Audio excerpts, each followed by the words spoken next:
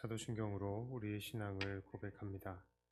전능하사 천지를 만드신 하나님 아버지를 내가 믿사오며 그 외아들 우리 주 예수 그리스도를 믿사오니 이는 성령으로 잉태하사 동정녀 마리아에게 나시고 본디오 빌라도에게 고난을 받으사 십자가에 못 박혀 죽으시고 장사한 지 사흘 만에 죽은 자 가운데서 다시 살아나시며 하늘에 오르사 전능하신 하나님 우편에 앉아 계시다가 저리로서 산자와 죽은 자를 심판하러 오시리라.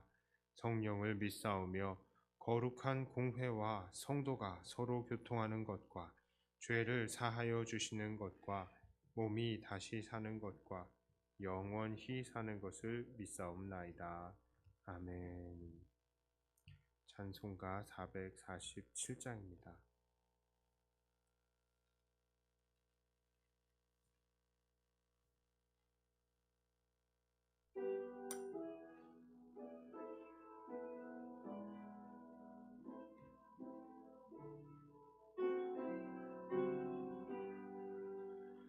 이 세상 끝날까지 주 섬겨 살리니 내 친구 되신 주여 늘 함께 하소서. 주 나와 함께 하면 전쟁도 겁없고 주 나를 인도하면 늘 안심하리라. 나 주를 따를 때에 주 약속하신 것 이 영광 중에 모두 이루어 주소서. 나 주의 뒤를 따라 섬기며 살리니 그 크신 은혜 속에 날 인도하소서. 이 세상 온갖 시험 내 맘을 힘들고 저 악한 원수들이 안팎에 있으나 주 나를 돌보시사 내 방패 되시고 내 옆에 계신 것을 늘 알게 하소서. 저 영광 빛난 곳을 주 허락했으니 그 허락하신 곳을 늘 사모합니다.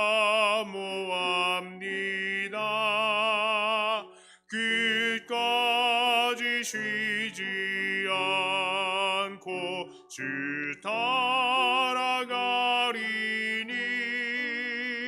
주 넓은 사랑으로 늘 인도하소서. 아멘.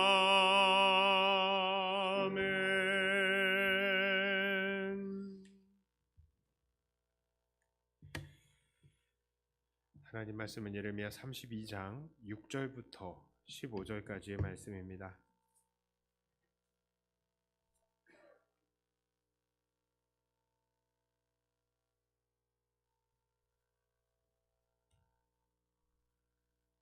예레미야 32장 6절부터 15절까지의 말씀입니다. 예레미야가 이르되 여호와의 말씀이 내게 임하였느니라. 이르시기를 보라 네 숙부 살룸의 아들 하나멜이 네게 와서 말하기를 너는 아나돗에 있는 내 밭을 사라. 이 기업을 물을 권리가 네게 있느니라 하리라 하시더니 여호와의 말씀과 같이 나의 숙부의 아들 하나멜이 시위대 뜰 안에서 안 나에게 와서 이르되 청하노니 너는 베냐민 땅 아나돗에 있는 나의 밭을 사라. 기업의 상속권이 네게 있고 물을 권리가 네게 있으니 너를 위하여 사라 하는지라. 내가 이것이 여호와의 말씀인 줄 알았으므로 내 숙부의 아들 하나멜의 아나돗에 있는 밭을 사는데 은 17세겔을 달아주되 증서를 써서 봉인하고 증인을 세우고 은을 저울에 달아주고 법과 규례대로 봉인하고 봉인하지 아니한 매매 증서를 내가 가지고 나의 숙부의 아들 하나멜과 매매 증서의 인친 증인 앞과 시위대 뜰에 앉아 있는 유다 모든 사람 앞에서 그 매매 증서를 마세야의 손자 네리야의 아들 바룩에게 붙이며 그들의 앞에서 바룩에게 명령하여 이르되 만군의 여호와 이스라엘의 하나님께서 이와 같이 말씀하시기를 너는 이 증서 곧 봉인하고 봉인하지 않은 매매 증서를 가지고 토기에 담아 오랫동안 보존하게 하라. 만군의 여호와 이스라엘의 하나님께서 이와 같이 말씀하시니라. 사람이 이 땅에서 집과 밭과 포도원을 다시 사게 되리라 하셨다 하니라. 아멘. 자, 우리는 계속 보아서 알고 있지만 예레미야는 역사적인 순서대로 기록이 되어지지 않았습니다. 그 주제를 따라서 역사적인 순서를 바꾸기도 한다는 것을 우리는 주의해야 합니다. 다만 그 순서를 바꿀 때에는 연도에 대한 표시를 앞에 대부분 표시해주고 있습니다. 자, 오늘 본문은 시드기야 제11년에 있었던 일입니다. 시드기야 11년은 바로 바벨론에 의해서 유다가 멸망하는 해입니다. 그리고 지금 말씀의 배경이 그렇습니다. 바벨론의 군대가 예루살렘의 주위를 둘러싸고 있습니다. 그런데 그 와중에 예레미야는 예루살렘이 바벨론으로 넘어가고 시드기야는 갈대아인의 손에서 벗어나지 못할 것이다. 이렇게 예언을 하죠. 그래서 그는 지금 감옥에 있습니다. 그 감옥은 시위대의 뜰이라고 합니다. 그러니까 뭐 경호실의 간이 수용소 정도라고 생각을 하면 되겠습니다. 그런데 예레미야의 사촌 하나멜이 감옥에 있는 예레미야에게 와서 자기의 밭을 사라 이렇게 이야기를 합니다. 예레미야가 자기의 기업 물을 권세가 있기 때문이라 합니다. 자, 이스라엘에는 보통의 경우에는 땅을 팔지 않죠. 언제 땅을 팝니까? 땅은 대대로 전해 내려오는 기업인데 이걸 팔지 않죠.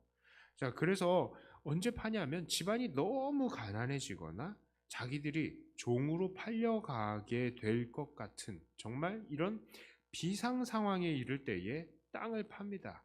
그 땅을 팔되 자기의 기업물을 권리가 있는 친족에게 팔고요. 그리고 이 땅이 안식년이 7번이 지난 후 희년에 돌려주게 되는 것입니다.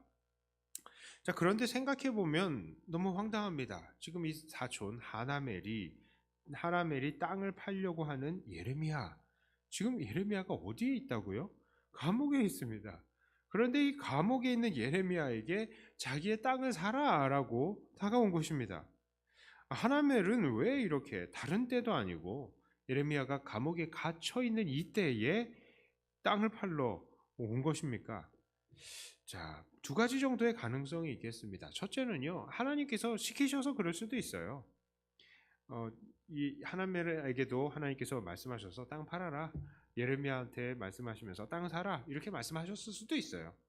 그러나 또 한 가지 가능성이라면 하나멜이 이 정세를 살펴보았을 때에 자기의 소유는 바벨론에게 빼앗겨서 다시 찾을 수 없을 것 같아서 그랬을 수도 있습니다. 지금 아나돗은 베냐민 지파가 있었던 땅인데 지금 예레미야 32장의 배경은 보면 바벨론이 유다 지역의 모든 땅을 지금 거의 점령한 거예요. 그리고 예루살렘만 이렇게 포위한 상태입니다. 그러니까 이 하나멜도 예레미야 그 예루살렘 성을 더 나가서 아나돗 땅으로 갈 수도 없겠구나. 다시 찾을 수 없겠구나. 이렇게 생각한 것 같습니다. 그래서 예레미야에게 밭을 팔 때 이 가격이 17세겔이에요. 이거는 엄청난 헐값입니다.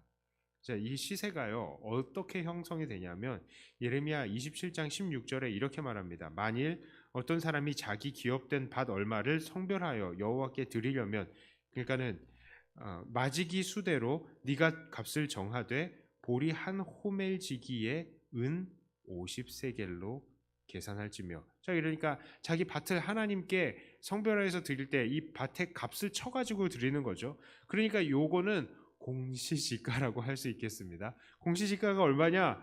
자, 그러면은 한 호멜지기라고 하는데 이 한 호멜은 당나귀가 한 번 짐을 질 수 있는 정도의 무게입니다. 자, 그런데 만일 누군가가 자기 밭에 얼마를 성별해서 그렇게 드린다. 그러면 한 호멜 소출이 있는 밭은 그 밭당 은 50세겔을 내요. 공시지가가 한 호멜지기당 50세겔을 납니다. 자, 그러니까 하나멜이 지금 예레미야에게 판 값이 17세겔이요. 엄청난 헐값이죠. 이게 밭이 정말로 적었을 수도 있지만 그렇지 않았을 확률이 더 큽니다. 예. 어쨌건 예레미야는 이런 배경 속에서 밭을 샀습니다. 그런데 하나님께서 예레미야에게 주시는 명령이 무엇이었습니까? 14절과 15절에 이렇게 말씀합니다. 만군의 여호와 이스라엘의 하나님께서 이와 같이 말씀하시기를 너는 이 증서 곧 봉인하고 봉인하지 않은 매매 증서를 가지고 토기에 담아 오랫동안 보존하게 하라. 만군의 여호와 이스라엘의 하나님께서 이와 같이 말씀하시니라. 사람이 이 땅에서 집과 밭과 포도원을 다시 사게 되리라. 자, 그 땅 다시 사고 팔 날이 돌아오니까 그 거래문서 잘 가지고 있어라. 하나님께서 이렇게 말씀하시는 거예요. 그리고 지난 31장에서 하셨던 약속을 다시 반복하십니다. 27절부터 지난 이 32장 32장 37절부터 41절까지의 말씀이에요. 보라, 내가 노여움과 분함과 큰 분노로 그들을 쫓아내었던 모든 지방에서 그들을 모아들여 이곳으로 돌아오게 하여 안전히 살게 할 것이라. 그들은 내 백성이 되겠고 나는 그들의 하나님이 될 것이며 내가 그들에게 한 마음과 한 길을 주어 자기들과 자기 후손의 복을 위하여 항상 나를 경외하게 하고 내가 그들에게 복을 주기 위하여 그들을 떠나지 아니하리라 하는 영원한 언약을 그들에게 세우고 나를 경외함을 그들의 마음에 두어 나를 떠나지 않게 하고 내가 기쁨으로 그들에게 복을 주되 분명히 나의 마음과 정성을 다하여 그들을 이 땅에 심으리라. 어저께도 말하셨잖아요. 하나님께서 새 계명을 주셔서 새 언약 맺을 거라고 얘기하셨지 않습니까? 마음에 정말 그 심령에 떠나지 않는 이 계명을 새겨준다고 했는데 지금 이 말씀을 다시 하신 거예요. 하나님께서 반드시 그들을 고향 땅으로 돌려보내시고 그들을 다시 예전처럼 그 땅의 주인으로 살게 될 것이라고, 그리고 더 나아가서 이전에 하나님의 백성들의 그 언약보다 훨씬 더 발전된 언약을 주실 것이다 라는 소망을 약속하신 것입니다. 물론 예수님을 통해서 완성할 바로 그 언약이죠. 영원한 언약이죠. 자, 오늘 우리는 본문을 통해서 어떤 하나님을 발견합니까? 자, 바로 하나님은 끈질긴 사랑의 하나님이시라는 거예요. 하나님께서는 이들에게 정말로 수많은 회개를 기회를 주셨죠. 야, 제발 회개해라, 회개해라, 회개해라 하다가 이제 협박하십니다. 너희들 회개 안 하면은 갈대아 사람들 와가지고 싹 너희들 다 먹어버릴 거니까 회개해, 회개해. 그랬는데 어떻게 하셨습니까? 이 사람들이 회개를 안 하는 거예요. 그래서 이 사람들이 그때마다 회개의 기회를 차버렸고 결국 하나님께 벌을 받는 그 바벨론으로 끌려가는 그 벌을 이 사람들이 확정시켰다고요. 하나님께서 확정한 게 아니라 이 사람들이 확정을 한 거라고요. 자, 그런데 바로 그런 상황에서 하나님께서는 백성들을 완전히 버리시지 않으시고요. 그들에게 다시 회복의 소망을 주신 것입니다. 엄밀히 따지면 지금 이스라엘 백성들은 하나님의 언약을 지키지 않은 하나님의 백성이에요? 백성이 아니에요? 하나님의 백성이 아니에요. 언약을 깼잖아요. 이제 관계가 없는 거예요. 이혼 서류에 도장 딱 찍은 거나 마찬가지라고요. 이 결혼할 때의 서약을 얘네들이 그냥 어긴 거나 마찬가지라고요. 그러니까 하나님의 백성이 아님에도 불구하고 하나님께서는 지금 이들을 향한 사랑을 끊어내지 않으시고 아직도 이들을 붙들고 계신 거예요. 그리고 그들에게 회복과 새 언약마저 약속하시고 계십니다. 그리고 그들에게 주시는 새 언약이 무엇이라고요? 영원한 언약. 하나님을 이제는 떠날 수 없는 언약이랍니다. 40절에 다시 말씀드릴게요. 내가 그들에게 복을 주기 위하여 그들을 떠나지 아니하리라 하는 영원한 언약을 그들에게 세우고 나를 경외함을 그들의 마음에 두어 나를 떠나지 않게 하고. 이제는 떠날 수 없다고요. 하나님께서는 이스라엘 사람들을 백성으로 삼으시고 그들과 계약을 하셨는데 사람의 힘으로는 그들의 계약을 예전에는 이행할 수 없었어요. 그래서 이 사람들이 언약을 깼죠. 하지만 이제는 그들에게 영원한 언약을 두어서 그 경외함을 마음에 두셔서 하나님을 떠나지 않게 만든다. 이렇게 말씀하셨습니다. 성령을 허락하시는 것을 말씀하시죠. 자, 그렇습니다. 우리 하나님은요, 참으로 끈질긴 하나님이십니다. 이 사실이 오늘날 우리들에게 얼마나 위안과 소망이 주어지는지 모릅니다. 오늘도 하나님의 백성이라고 우리는 부름을 받았음에도요, 정말 많은 순간을 하나님께 죄를 지으면서 살고 있죠. 그리고 심지어 그렇게 죄를 지으면서도 끝까지 고집부리고 회개하지 않으려는 때가 너무나도 많습니다. 하나님께서 회개의 기회를 주시는데도 끝까지 회개하지 않다가 하나님께 크게 야단맞는 경우가 우리는 한두 번이 아니죠. 그러나 우리가 하나님께 야단을 크게 맞지만 그래도 절망적이지 않는 이유가 무엇입니까? 바로 우리 안에 우리가 받은 이 성령이 떠나지 않으시는, 우리는 바로 그런 영원한 언약을 가지고 있기 때문입니다. 그래서 벌을 주실 때 주시더라도 그래도 하나님의 백성으로서 또다시 기회를 주시는 거예요. 그러니까 어저께 말씀드렸죠. 야, 우리가 옛날 사람들에 비하면 정말로 좋은 형편에 있는 사람들이라고요. 자, 그러므로 오늘 우리들을 향해서 이런 끈질긴 사랑을 보여주시는 하나님께 어떠한 반응을 보여야 되겠습니까? 하나님 사랑 끊을 수 없으니까 나는 이제 내 멋대로 살련다. 그런 사람은 정말 나쁜 사람입니다. 그런 사람은 정말 지옥과 마땅한 사람이죠. 우리는 어떻게 살아야 합니까?